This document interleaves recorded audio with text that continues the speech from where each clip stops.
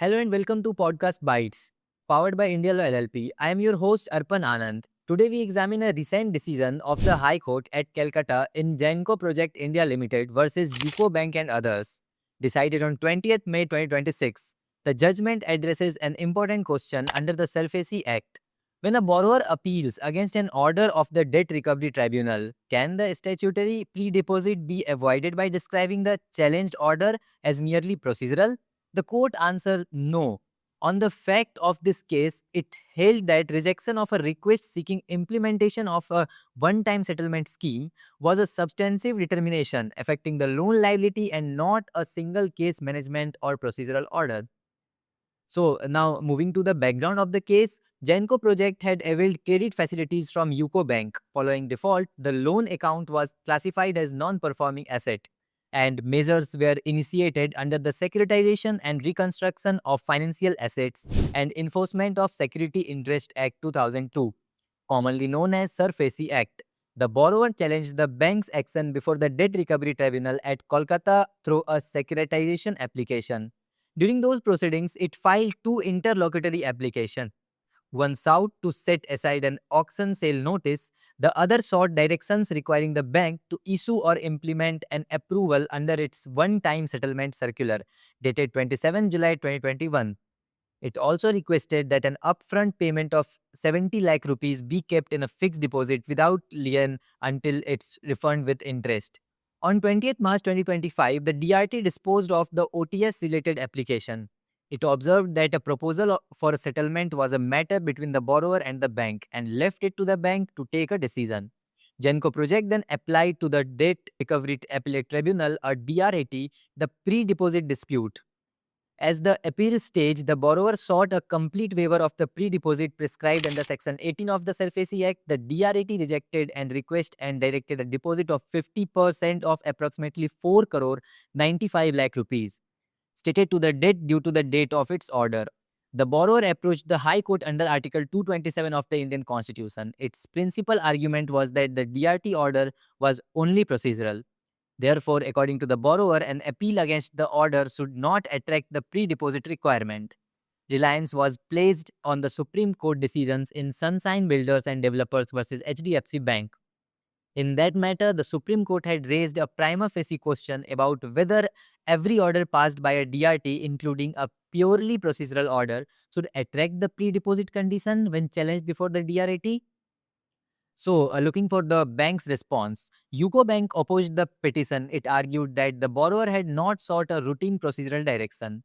Instead, it had asked the DRT to compel implementation of an OTS scheme. Such relief, if granted, could alter the amount and manner in which the outstanding debt would be settled. The bank also referred to the subsequent proceedings in Sunshine Builders, including the Bombay High Court decision after remand, to support the position that not be treated as procedural.